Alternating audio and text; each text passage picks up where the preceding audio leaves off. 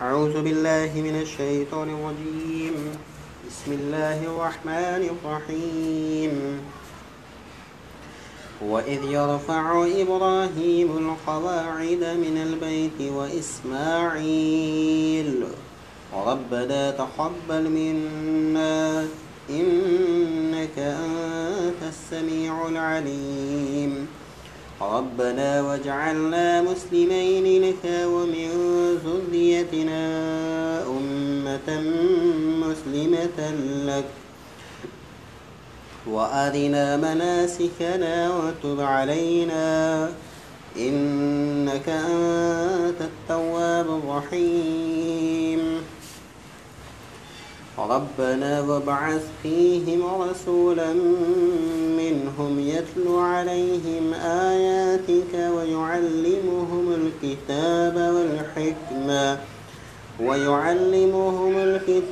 والحكمة ويزكيهم إنك أنت العزيز الحكيم ومن يرغب عن ملة إبراهيم إلا من سفه نفسه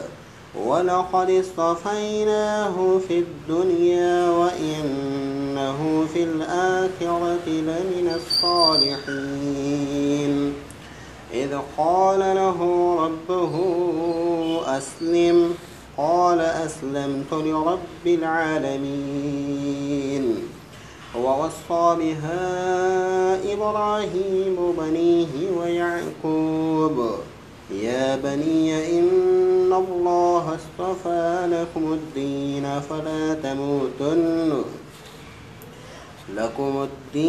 فلا تموتن إلا وأنتم مسلمون أم كنتم شهداء إذ حضر يعقوب الموت إذ قال لبنيه ما تعبدون من بعدي قالوا نعبد إلهك وإله